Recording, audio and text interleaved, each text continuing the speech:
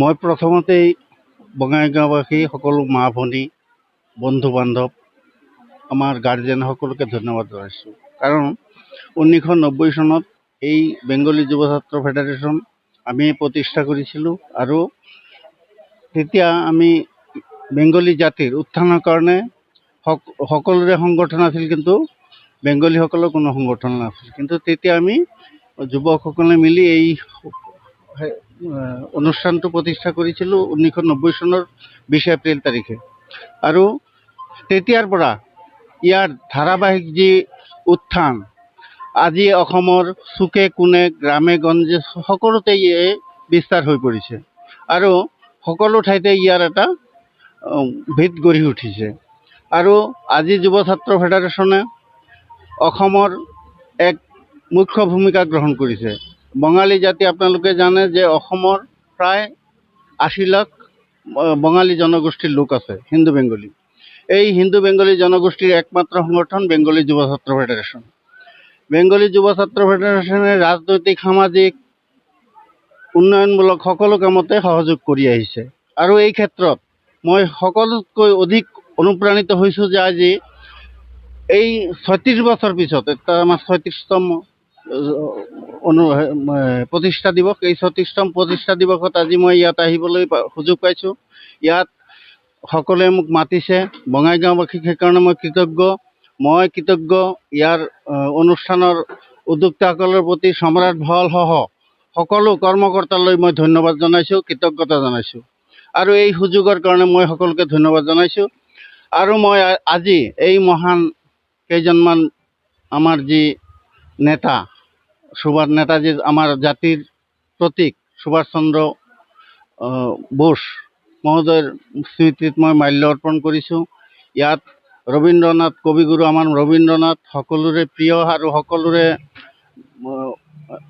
আপোনালোকে সকলোৱে জানে যে তেওঁ বেংগলী জাতিৰ উত্থানত নহয়, গোটেই ভাৰতৰ সাহিত্য জগতৰ এক ধ্ৰুৱতৰা আছিল। তেখেতৰ মাল্য ইয়াত অৰ্পণ কৰা হৈছে।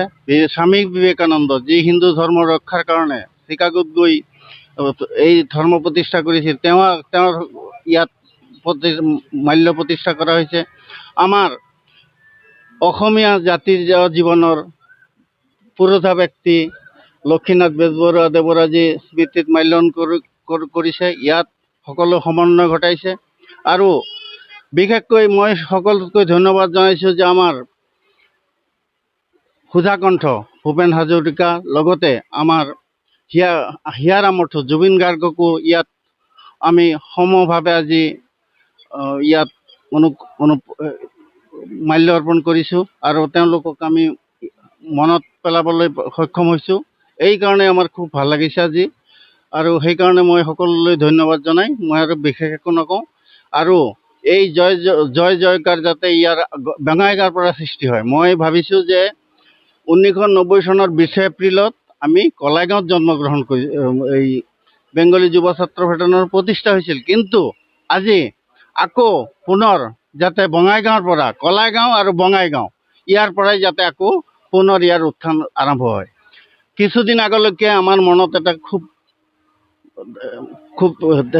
বিভ্ৰাট সৃষ্টি হৈছিল যে আমি এই বেংগলী যুৱ ছাত্ৰ ফেডাৰেশ্যন কিছুমান অশুভ শক্তিৰ দ্বাৰা অৰ্থাৎ ৰাজনৈতিক প্ৰতিক্ৰিয়াৰ কাৰণে ইয়াত কিছুমান খেলি মেলি দেখা হৈছিল, এটা বিভ্ৰাট সৃষ্টি হৈছিল। কিন্তু মই আজিৰ এই অনুষ্ঠানত আহি মোৰ মনত এটা দৃঢ় সংকল্প হৈছে যে এই বিভ্ৰাট সকলোখিনি সমাপ্ত কৰিব নেতা সম্ৰাট।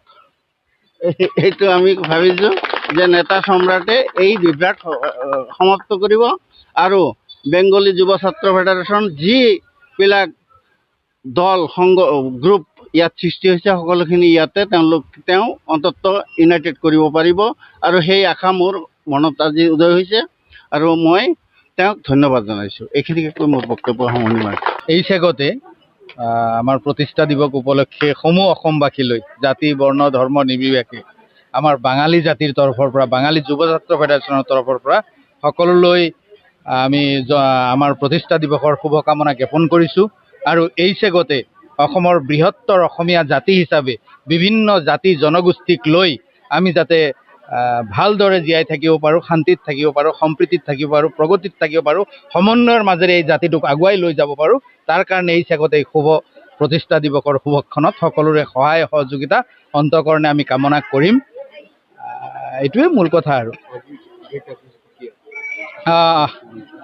আজি প্ৰতিষ্ঠা দিৱস আয়োজন কৰিছে আৰু লগতে কেন্দ্ৰীয় অধিৱেশনৰ আয়োজন কৰিছে। এই চেগতে সম্ৰাট ভাৱাল, বাবলু চৰকাৰকে আদি কৰি যিসকলে এই নেতৃত্ব লৈছে এই অনুষ্ঠানটোৰ সুকলমে নিশ্চিতভাৱে পাৰ হৈ যাব। আপোনালোকে দেখিছে বহুত সুন্দৰ আয়োজন হৈছে ইয়াত। বিভিন্ন মনীষীসকলক ইয়াত জাতীয় পতাকা উত্তোলন কৰা হৈছে, সংগঠনৰ পতাকা উত্তোলন কৰা হৈছে, শ্বহীদ তৰ্পণ কৰা হৈছে। জুবিন গাৰ্গ, ভূপেন হাজৰিকা, লক্ষ্মীনাথ বেজবৰুৱা, ৰবীন্দ্ৰনাথ ঠাকুৰ, স্বামী বিবেকানন্দ, নেতাজী সুভাষ চন্দ্ৰ বসু সকলোকে শ্ৰদ্ধাঞ্জলি জনোৱা হৈছে। বিভিন্ন জাতি বৰ্ণ ধৰ্মৰ মানুহ ইয়াত আহিছে। নিশ্চিতভাৱে ই এক ভাল লক্ষণ, শুভ লক্ষণ, সমন্বয়ৰ লক্ষণ, সম্প্ৰীতিৰ লক্ষণ। আৰু এনেধৰণেই অসমখন যদি আগবাঢ়ি যায় তেতিয়াহ'লেহে অসমৰ প্ৰগতি হ'ব। বিভিন্ন জাতি বৰ্ণ ধৰ্মৰ মানুহ, আকৌ মই সেইটো কথাই ক'ব লাগিব, যেতিয়াই শান্তিত থাকিব, যেতিয়াই সম্প্ৰীতিত থাকিব, যেতিয়াই সমন্বয়ত থাকিব, যেতিয়া ভাষালৈ সংঘাত নাথাকিব, যেতিয়া জাতিলৈ সংঘাত নাথাকিব, যেতিয়া কাষ্টিজিম নাথাকিব, সকলোৱে যেতিয়া বৃহত্তৰ অসমীয়া জাতিৰ কথা চিন্তা কৰিব, তেতিয়া আৰু বাঙালী যুৱ ছাত্ৰ ফেডাৰেশ্যনে সদায় সেইটোৱে কামনা কৰে। আমাৰ প্ৰতিষ্ঠাপক সভাপতি আছিলে, আমাৰ যিটো সংবিধান আছে তাত কিন্তু লক্ষ্য উদ্দেশ্যত লিখা আছে, আমাৰ উদ্দেশ্য হ'ল বৃহত্তৰ অসমীয়া জাতি গঠন। বাঙালীসকলে বেলেগ একো নিবিচাৰে। দীৰ্ঘদিন সংগঠনত থাকি আমি এইটো জানো, আমি সেই ধৰণেই সদায় কাম কৰি আহি আছোঁ।